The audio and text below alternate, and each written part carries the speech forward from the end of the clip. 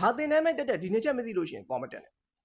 တော်တော်များများကတင်တန်းဆိုတာနဲ့ပြည့်တက်ချင်တယ်ဒီတင်တန်းကထွက်လာတာနဲ့အောင်မြင်မယ်ကြီးဝါမယ်အလုပ်ရမယ်ထင်ရတယ်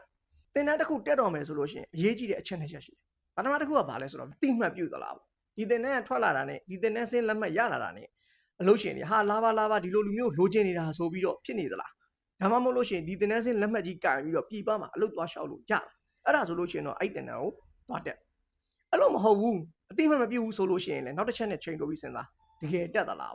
တကယ်တက်မတက်ကဘယ်လိုစစ်ဆေးလို့ရတယ်လဲဆိုရင်အဲ့တင်နဲ့ဆင်းလာတဲ့သူတွေကိုလိုက်ပြီးတော့မေးကြည့်ဟာဒီတင်နဲ့ဆင်းလာတဲ့သူတွေကတကယ်ပဲလာစာကောင်းတဲ့အလုပ်တွေရနေသလား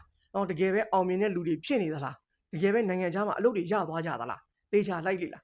တခုတော့သတိထားတော်တော်များများကကိုချင်းထဲခံရတဲ့ခါကြလို့ရှိရင်တိတ်မပြောချင်ကြအောင်သွားတက်ကြည့်ပေါ့တက်ကြည့်ရင်တော့တိသွားမှာပေါ့အဲ့ဒါဆိုရင်သဘောပေါက်လိုက်တော့အဲ့တင်နဲ့နည်းနည်းဝေးရှောင်မှုကောင်းတယ်ဆိုတော့ဘာတင်နဲ့မတက်တဲ့အတိမတ်ပြုသလားတကယ်တက်သလားအဲ့နှစ်ခုကိုတည်တည်ချာချာစဉ်းစားပါလို့ကျွန်တော်ကြံပေးချင်ပါတယ်ကျေးဇူးတင်ပါတယ်